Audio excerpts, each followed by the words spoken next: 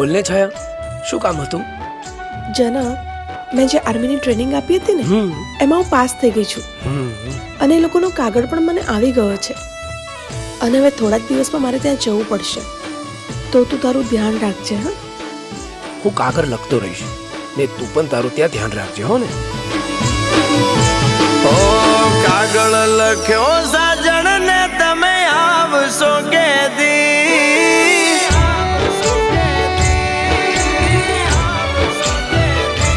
ઓ કાગળ લખ્યો